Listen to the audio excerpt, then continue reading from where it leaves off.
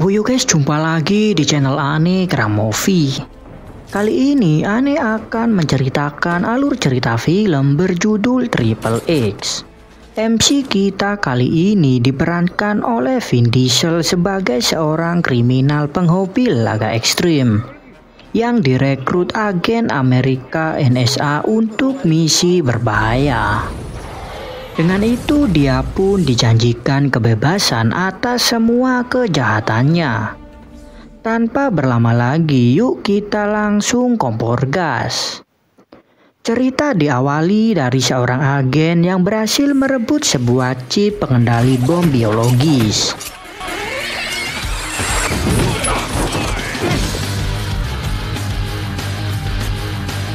Namun dirinya terpergoki dan salah memasuki ruangan si bos mafia yang tengah berpesta pora.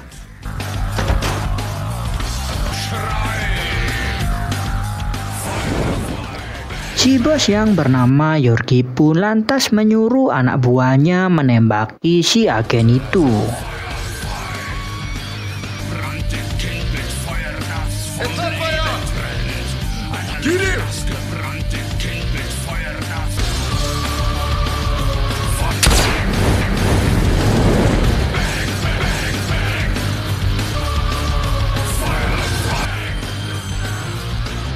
Adegan pun beralih ke markas Badan Intelijen NSA.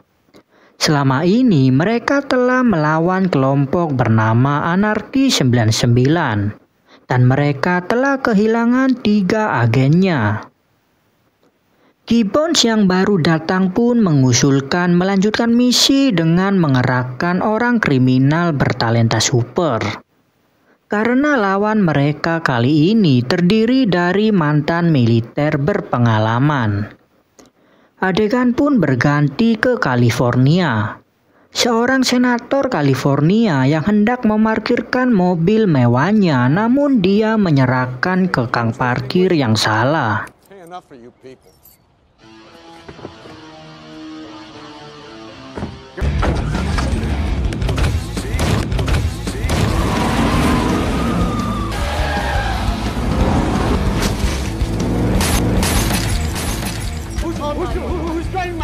Dia adalah Sander Chicks, seorang YouTuber yang kontennya dipenuhi dengan hal-hal ekstrim.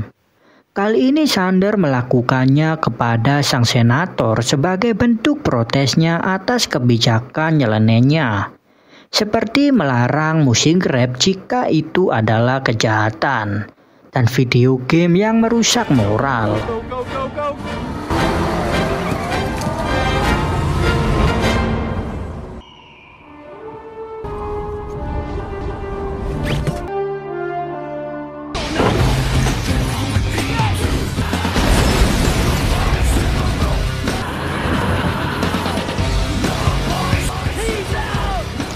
Setelah itu Sander mendapatkan perayaan dari rekan-rekannya atas keberhasilannya tadi.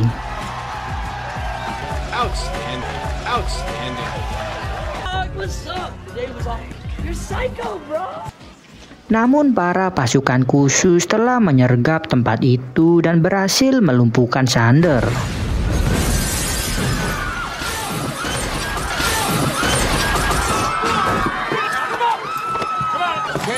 I'll turn down the music.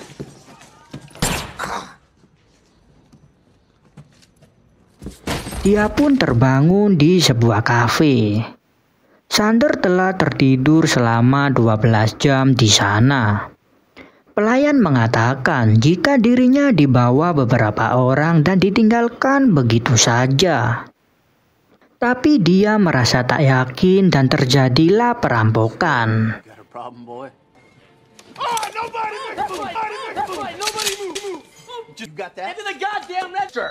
Ternyata Gibbons telah merencanakan ini. Dia melakukan tes perekrutannya. Dan setelah melihat cepatnya pemahaman situasi Sander, Gibbons pun melakukan ini untuk lanjut ke tes kedua.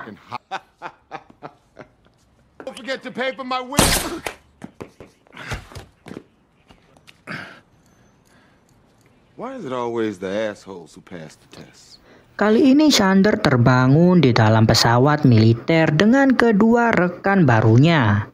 Dia dipaksa terjun dari pesawat itu. Mereka pun mendarat di perkebunan kokain Kolombia dan menganggap semuanya masih sandiwara tes. Cocaine, man. The coke plant. Good idea, good idea. I guess I failed this test. Lagi-lagi Sander pingsan dan terbangun secara tergantung. Bos gembong narkoboy pun datang.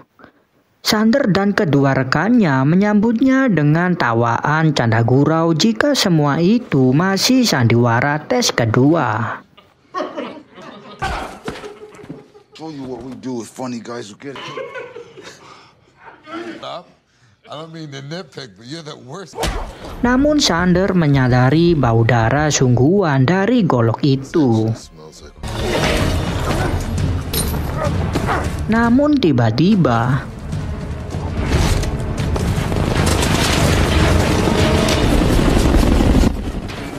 lagi-lagi militer menyergap. Satu rekan Sander meninggalkan mereka karena godaan satu box kokain. Sedangkan si DJ terluka, Sander pun menggendongnya ke tempat yang aman dan mencari kendaraan untuk membawa DJ.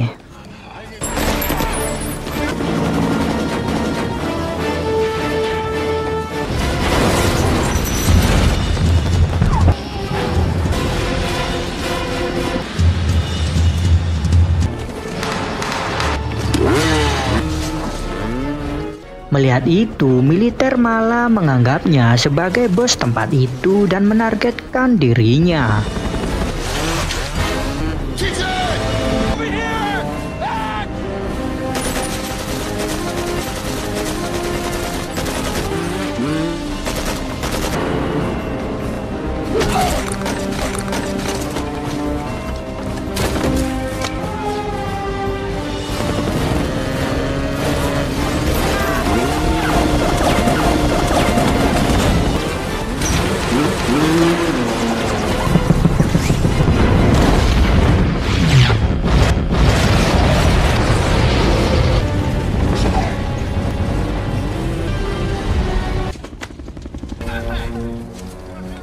I got us a bike.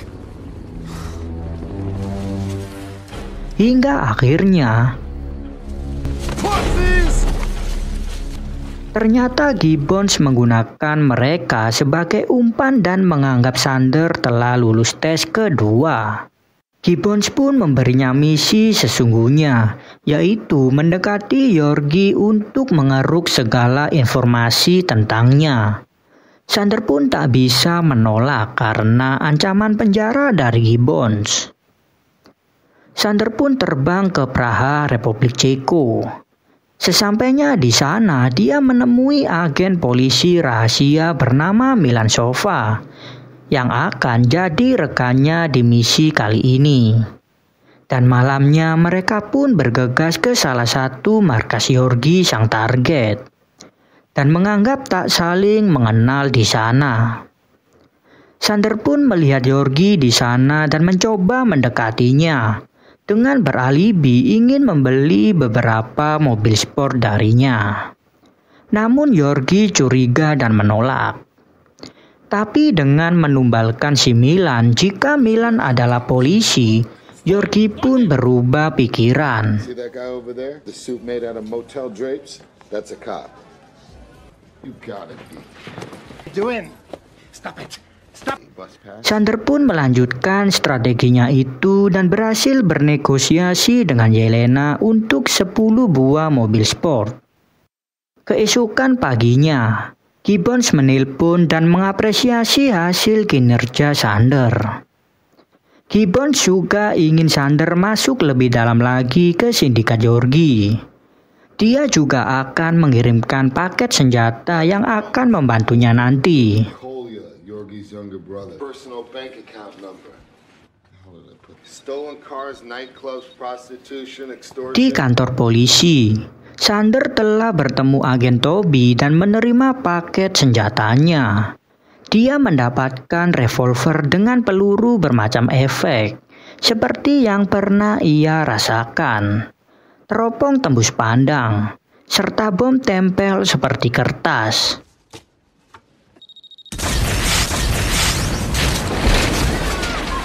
Di sisi Yorgi mulai emosi menunggu transferan Sander yang tak kunjung ia terima. Yorgi ingin membunuhnya. Tapi tepat di pertemuan mereka berdua, transferan pun datang sehingga Yorgi mengurungkan niatnya itu.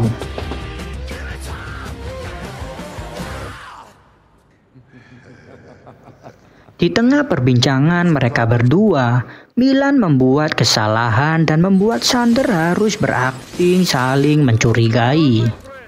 Dan berhasil membuat Yorgi percaya jika Milan bukan bagian darinya. Mereka pun mengejarnya bersama. Dan Sander berhasil menyelamatkan Milan dengan peluru auto pingsannya.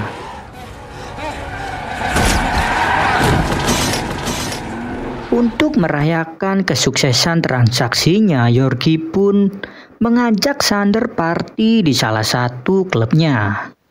Sander semakin dekat dengan Yorgi dan mendengar asal-usul anarki 99 dari Yorgi. Dia pun diundang bermalam di markasnya dan indehoi di sana.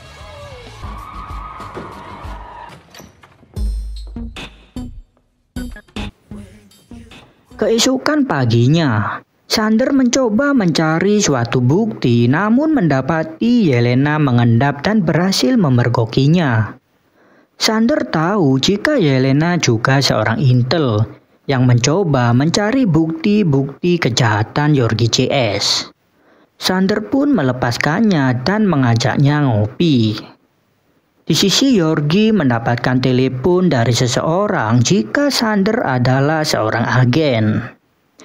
Kembali ke Sander, dia mengatakan jika dirinya juga agen dan polisi yang dia tembak sebelumnya baik-baik saja karena peluru khusus yang dia gunakan.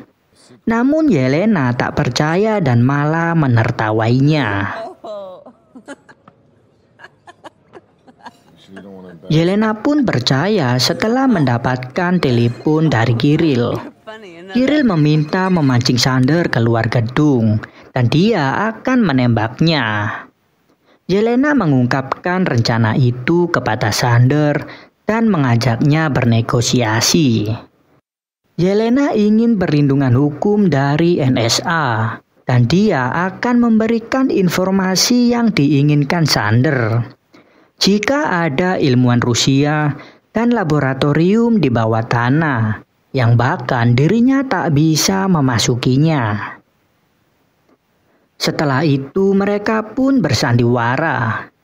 Dan dengan nampan ajaib Sander berhasil lolos dari bidikan Kiril. Namun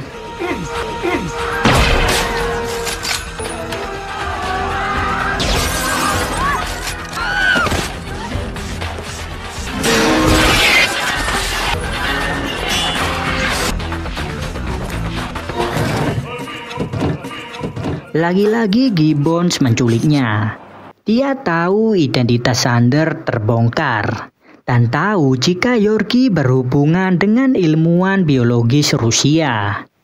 Dia pun meminta Sander kembali pulang dan menyerahkan sisanya ke NSA. Namun Sander menolak karena keberadaan Yelena di sana. That's an order, Sander. Hingga akhirnya dia nekat menyelinap dan mendapati Yorgi dan Yelena masuk laboratorium bawah tanah. Sander sempat memasang selotip bom di tiap kendaraan hingga akhirnya mengikuti mereka ke dalam sana. Dengan teropong tembus pandangnya, Sander mendapati hal mencengangkan, yaitu percobaan pemusnahan ilmuwan dengan senjata biologis yang telah mereka ciptakan.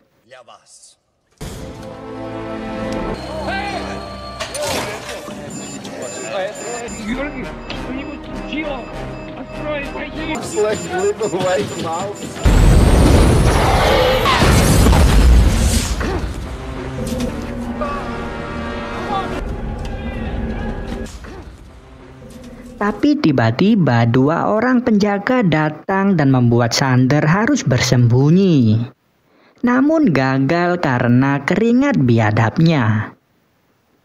Alarm pun berbunyi dan Sander mencoba melarikan diri. Perbaku tembakan pun terjadi. Yorgi dan kawan-kawan mulai mengejar, namun naas kendaraan mereka meledak.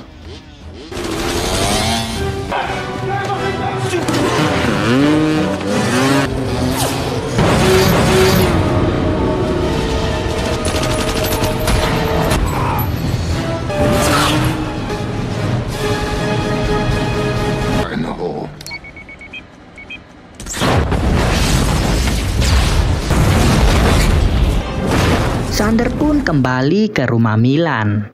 Namun mendapati Milan telah berkhianat karena sakit hati atas perlakuan Sander selama ini. Milan pun hendak menembak Sander. Namun tiba-tiba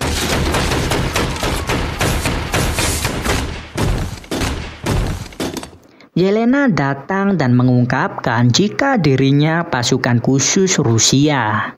Dia telah menyamar selama 2 tahun. Dan sejak setahun lalu FSB menghentikan penugasannya. Hingga dia terbawa arus sampai saat ini. Sander pun menghubungi Gibbons melaporkan kejadian di laboratorium. Jika Yorgi akan menembakkan senjata biologisnya dari kapal drone. Mendengar itu, Gibbons mengakhiri misi Sander dan memintanya kembali. Tapi Sander ingin membawa Yelena bersamanya. Namun Gibbons akan mempertimbangkan itu. Sander ingin membebaskan Yelena sepenuhnya dari Yorgi dan akan melanjutkan misinya itu.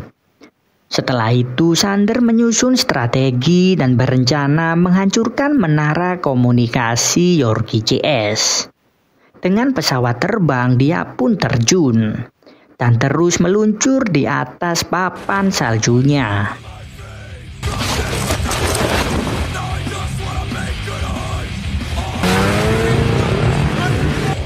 Sander berhasil membuat longsoran salju yang menyapu bersih seluruh komunikasi mereka. Sander yang terus meluncur dari kejaran longsor pun berhasil selamat. Namun dia akhirnya tertangkap dan dibawa ke hadapan Yorgi. Yorgi tahu jika selama ini Yelena agen FSB. Dia pun mengatakan rencananya jika dia akan menghancurkan dan mengadu domba negara-negara di dunia. Dengan meluncurkan drone yang akan menembakkan bom biologis asap beracun.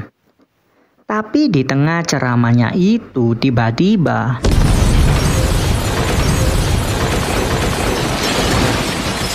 ternyata militer telah mengepung markas Yorgi dan terjadilah tembak-tembakan. Namun Yorgi kabur dengan membawa hard drive, bertujuan segera meluncurkan drone-nya. Sander dan Yelena pun mengejarnya. Hingga di laboratorium bawah tanah, Yorgi pun meluncurkan 2 drone dan hendak meninggalkan tempat. Dengan RPG pendeteksi panas, Sander berhasil menumbangkan pengawal Yorgi yang perokok akut itu. Drone telah meluncur dan Yorgi berusaha kabur. Sander pun beberapa kali gagal menembaki si Yorgi. Namun pada akhirnya dia berhasil dan Yorgi pun mati.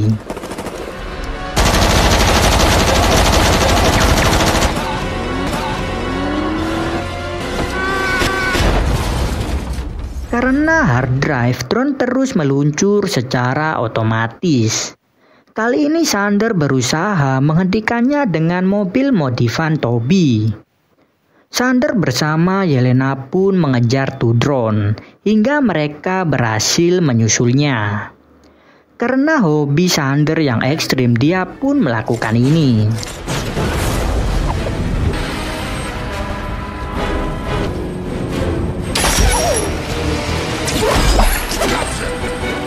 Wish I had a video camera. Watch it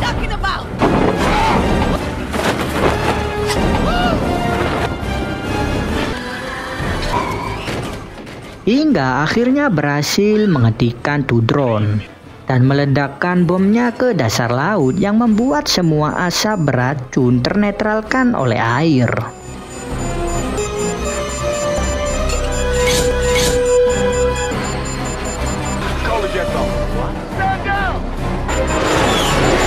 Welcome to the Xander Zone!